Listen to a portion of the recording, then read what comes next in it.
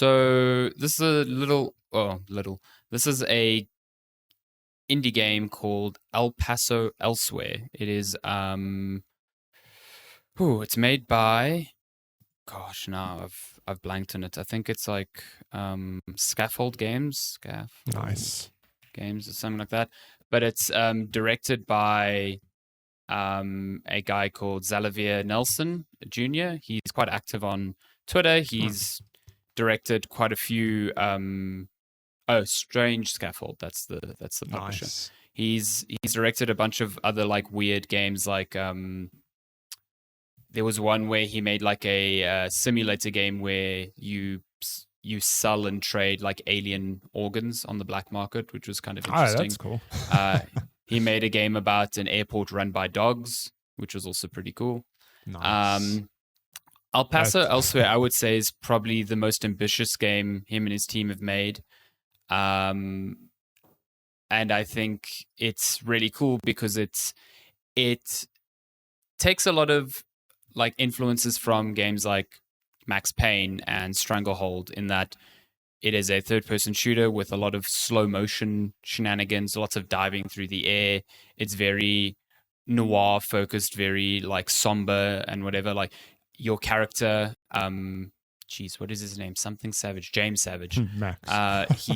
He pops pills to regain health. It's nice. It's a Max Payne thing, but like the story is very otherworldly and Lovecraftian. It's nice. You're killing a lot of vampires. You are stuck in this like sort of other world that you've accessed through a motel in El Paso, and the gist of the story is that you're trying to hunt down your ex-girlfriend, who also happens to be Dracula.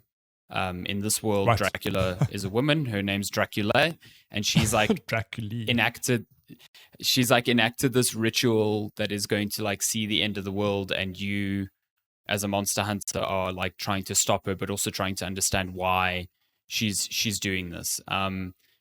And I think it's the story and the performances that really like won me over the gameplay. Like the gameplay's fun, but it's also it's simple and one note for the length of the game. It's like an 8-hour game, and the sort of shooting you're doing in the first hour is the same that you're doing in the last. You just get different weapons. Okay.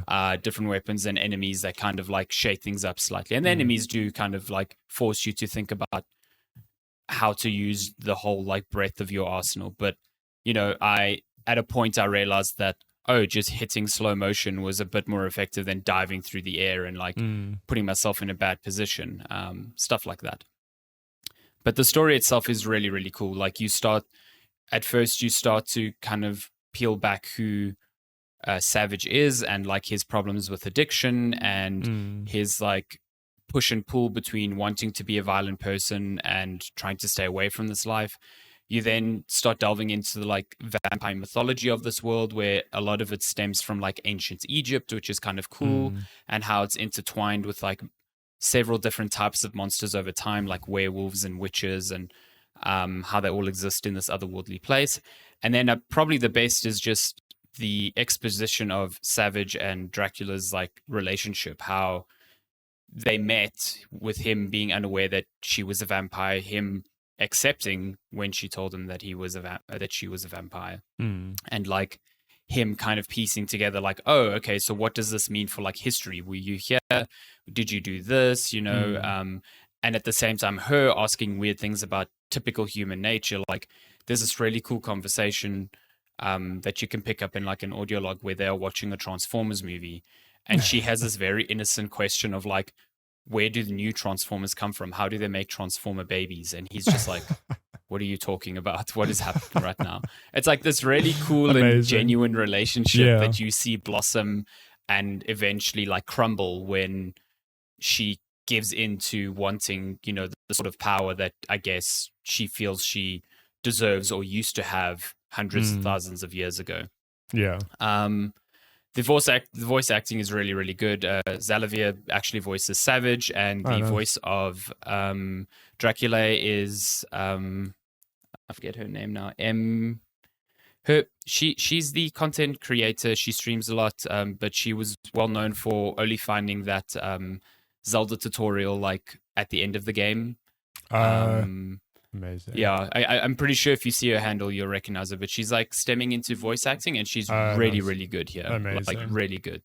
The two of them just have like really good chemistry, and every time they were on screen or had a conversation, it was gripping. Really, really good. So it's a good game. I do think that the gameplay could have evolved slightly over time, but that said, I never got completely bored with it. I still had a really good time pulling off headshots. It feels really good. There's a good like feedback loop to like going in slow motion, hitting headshots is a good sound and like indicator that you've killed an enemy.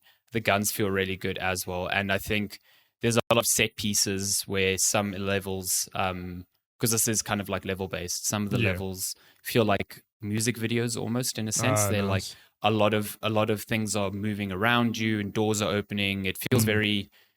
I saw someone on Twitter actually, after I posted my review, describe this as the ashtray maze, but all the time, and they are 100% correct. That's cool. Like it is like that. Everything is like warping around you, and it's weird, and you can't trust like the makeup of the level because it shifts and changes around you. Like it's very good. Nice. It looks like good fun. Highly recommend. It's 8 hours. It's like I think $20 on Steam. It's on Xbox Game Pass as well. Is it on Game If I'm Pass? mistaken? I think it might be, or it's just on Xbox. I'm not sure. I don't know if it is on actually Game on Game Pass.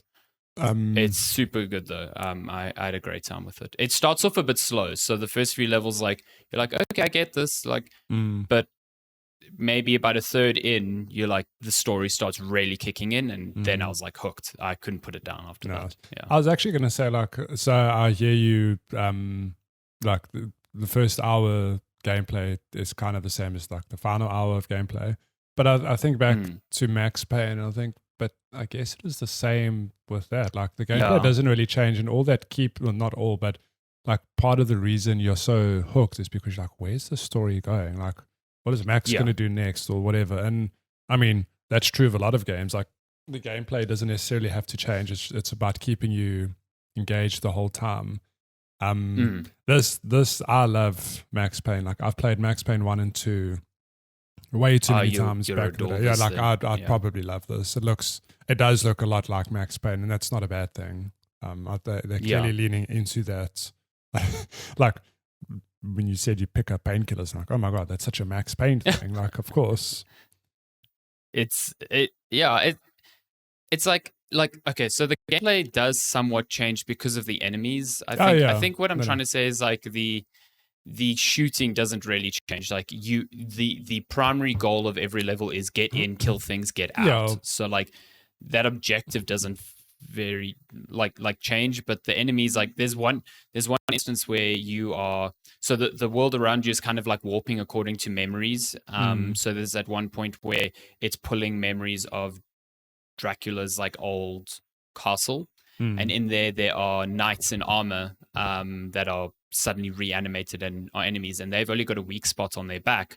But nice. I figured out that they're also susceptible to my melee attack, which is like your melee attack is limited, so you have to pick up stakes to do a melee attack.